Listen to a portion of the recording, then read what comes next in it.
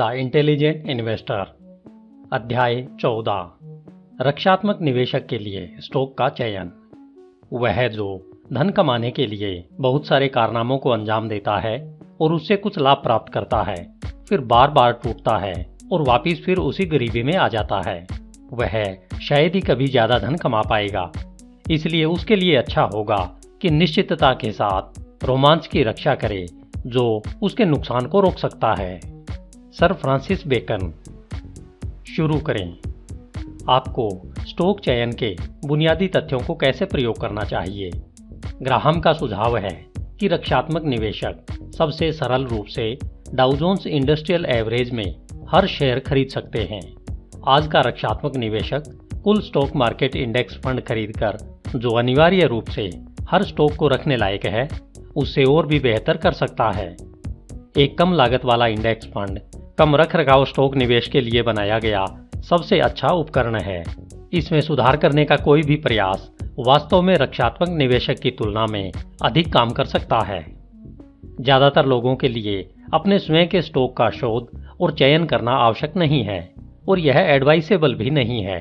हालांकि कुछ रक्षात्मक निवेशक व्यक्तिगत शेयरों को खरीदने की बौद्धिक चुनौती का आनंद लेते हैं। यदि आप बेयर बाजार से बच गए हैं और अभी भी स्टॉक उठाने का आनंद लेते हैं, तो ग्राहम तो क्या, भगवान भी आपको नहीं बचा सकते हैं। लेकिन फिर भी उस स्थिति में कुछ स्टॉक मार्केट इंडेक्स फंड को आपका पूरा पोर्टफोलियो बनाने के बजाय इसे अपने पोर्टफोलियो की नींव बनाएं। एक बार जब आपके पास वह आधार हो जाता है, तो आप अपने स्वयं के स्टॉक विकल्पों के साथ या उनके आसपास इसका प्रयोग कर सकते हैं। अपने स्टॉक के पैसे का 90% एक इंडेक्स फंड में रखें, जिसमें 10% छोड़कर अपने स्टॉक को चुनने की कोशिश करें। आपके द्वारा उस ठोस कोर के निर्माण के बाद ही आपको और ज्यादा प्रयोग करने चाहिए। बार बार जांच करें। स्टॉक चयन के लिए ग्राहम के मापदंडों को संक्षेप में समझें। पर्याप्त आकार। आजकल छोटी कंपनियों को छोड़कर अधिकांश रक्षात्मक निवेशकों को कुल $2 बिलियन से कम के बाजार मूल्य वाले शेयरों से दूर ही रहना चाहिए। साल 2003 की शुरुआत में आपको अपने स्टैंडर्ड एवं पुअर्स के 500 स्टॉक इंडेक्स में से कुल 437 कंपनियों को चुनना छोड़ देना चाहिए, क्योंकि ये इस कैटेगरी में फिट नहीं बैठती थी। हालांकि आज के रक्षात्मक निवेशक ग्राहम के दिनों में उन लोगों के विपरीत छोटे शेयरों में विशेषज्ञता वाले म्यूचुअल फंड खरीदकर आसानी से छोटी कंपनियों के मालिक बन सकते थे। फिर से वैंगार्ड स्मॉल कैप इंडेक्स जैसी एक इंडेक्स फंड वाली पसंद है। हालांकि एरियल, टी रोवे प्राइस, राइस और थर्ड एवेन्यू जैसी फर्मों के पास उचित लागत पर सक्रिय फंड उपलब्ध हैं। मजबूत वित्तीय स्थिति। बाजार रणनीतिकारों के अनुसार 2003 की शुरुआत में मॉर्गन स्टैनली के स्टीव गैल्ब्रेथ और जेलस S&P 500 इंडेक्स में लगभग 120 कंपनियों ने ग्राहम के 1:2 स्प्लिट के वर्तमान अनुपात का परीक्षण किया। करंट एसेट के साथ कम से कम दुगुनी करंट लायबिलिटीज के साथ इन फर्मों के पास वर्किंग कैपिटल का एक बड़ा कुशन था, जो औसतन कठिन समय में व उसके बाद उन्हें बनाए रखने में मदद करता है। विकास। स्टॉक के बुलबुले के फटने से वॉल स्ट्रीट ने अपने चारों ओर एक लोहे का मजबूत जाल बना लिया था, लेकिन तभी एक खुशी भी पैदा हुई थी। 1999 और 2000 में उच्च तकनीक, जैव तकनीक और दूरसंचार शेयरों को आक्रामक विकास प्रदान करना चाहिए था, लेकिन वे समाप्त हो गए। उसी समय बदले में उनके अधिकांश निवेशक उन्हें एग्रेसिव श्रिंकेज दे रहे थे, लेकिन 2003 की शुरुआत में पहिया पूर्ण चक्र में आ गया था और उन आक्रामक विकास शेयरों में से कई फाइनेंशियली कंजर्वेटिव बन गए थे, जो वर्किंग कैपिटल से भरपूर, कैश में समृद्ध और अक्सर ऋण मुक्त थे। यहाँ सबक यह नहीं है कि ये स्टॉक एक निश्चित बात थे या कि आपको सब कुछ या इनमें से कुछ भी खरीदना चाहिए। इसके बजाय आपको महसूस करना चाहिए कि एक रक्षात्मक निवेशक हमेशा धैर्यपूर्वक और शांतिपूर्वक रूप से एक बेयर बाजार के मलबे के माध्यम से भी समृद्ध हो सकता है। वित्तीय ताकत की ग्राहम की कसौटी अभी भी काम करती है, जो यह है कि यदि आप ऐसे शेयरों की एक डाइवर्सिफाइड बकेट बनाते हैं जिनकी मौजूदा संपत्ति कम से कम उनकी मौजूदा देनदारियों से दुगनी हो और जिसका दीर्घकालीन ऋण उसकी वर्किंग कैपिटल से अधिक नहीं हो, तो आपको कंजर्वेटिवली फाइनेंस्ड कंपनीज के समूह के साथ साथ भरपूर शक्ति अर्जित करनी चाहिए। आज के सर्वोत्तम मूल्य अक्सर उन शेयरों में पाए जाते हैं जो कभी गर्म थे और उसके बाद ठंडे हो गए। पूरे इतिहास में ऐसे शेयरों ने अक्सर उन्हें सुरक्षा का मार्जिन प्रदान किया है जो एक रक्षात्मक निवेशक मांग करता है। कमाई की स्थिरता। मॉर्गन स्टैनली के अनुसार S&P 500 इंडेक्स में सभी कंपनियों के 86% लोगों को 1993 से 2002 के दौरान हर साल सकारात्मक कमाई हुई है।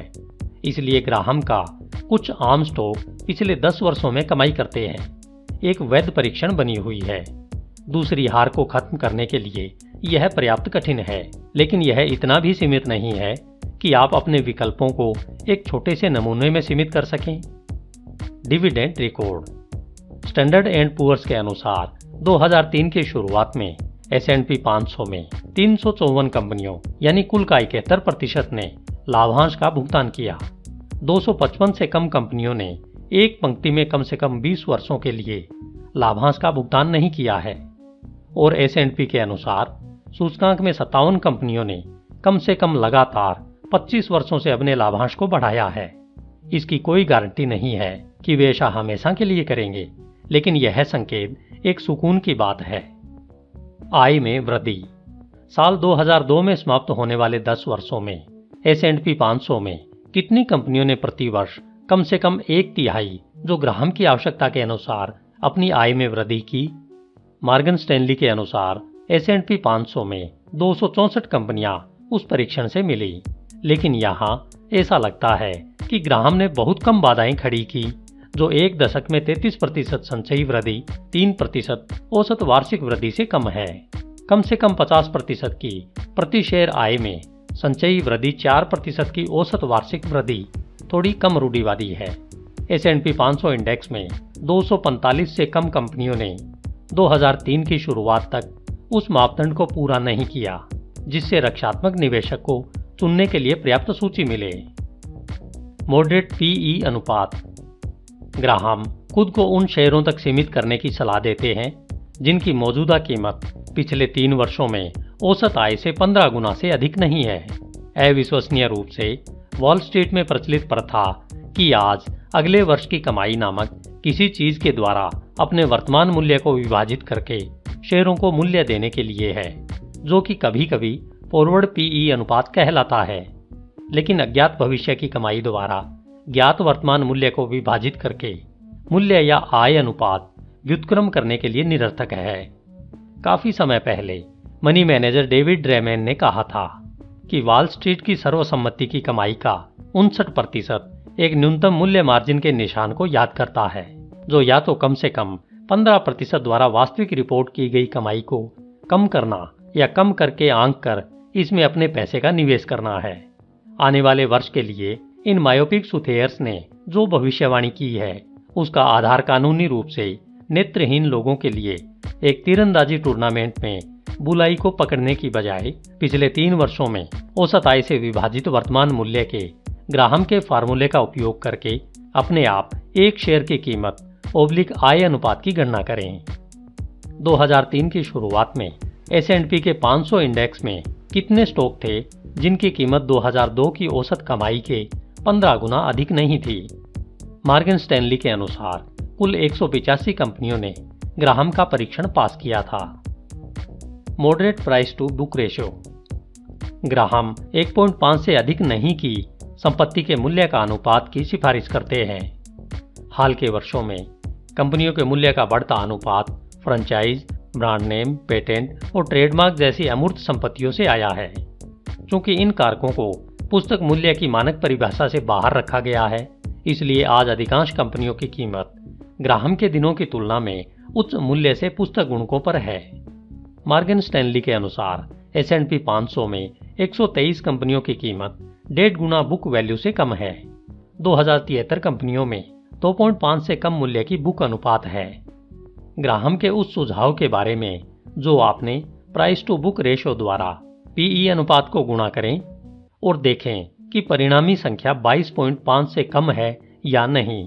मॉर्गन स्टैनली के आंकड़ों के आधार पर S&P 500 में कम से कम 142 स्टॉक प्रारंभिक परीक्षण के रूप में 2003 के प्रारंभिक दौर से गुजर सकते थे, जिनमें डोना corps, electronic data system, Sun micro systems और वाशिंगटन म्यूचुअल शामिल थे।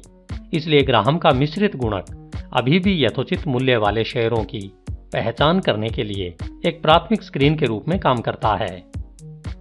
यथोचित परिश्रम। कोई फर्क नहीं पड़ता कि आप एक निवेशक के रूप में कितने रक्षात्मक हैं। ग्राहम के अर्थ में आप जिस काम को स्टॉक में डालते हैं उसे कम से कम करने की इच्छा रखते हैं, लेकिन कुछ ऐसे चरण हैं जिन्हें आप छोड़ नहीं सकते हैं। अपना होमवर्क करें। www.sec.gov पर एडगार डेटाबेस के माध्यम से आप एक कंपनी की वार्षिक और त्रैमासिक रिपोर्ट के साथ साथ प्रबंधकों के मुआवजे, स्वामित्व और ब्याज के वापसी संघर्षों का खुलासा करने वाले प्रॉक्सी स्टेटमेंट तक पहुंचकर कम से कम 5 साल का मूल्य पढ़ें। पड़ोस की जांच करें। quicktake.morningstar.com, finance.yahoo.com और quickend.com जैसी वेबसाइटें आसानी से बता सकती है कि किसी कंपनी के कितने प्रतिशत शेयर संस्थानों के स्वामित्व में है। अगर वह 60% से अधिक कुछ भी बताता है तो एक शेयर मुश्किल में है। यह शायद अनदेखा और अति प्रसिद्ध है। वे वेबसाइटें आपको यह भी बताएंगी कि स्टॉक के सबसे बड़े मालिक कौन हैं। यदि वे धनवान फर्में हैं जो समान शैली में निवेश करती है तो यह एक अच्छा संकेत है। धन्यवाद। HindiAudiobook.com। आपका दिन शुभ हो।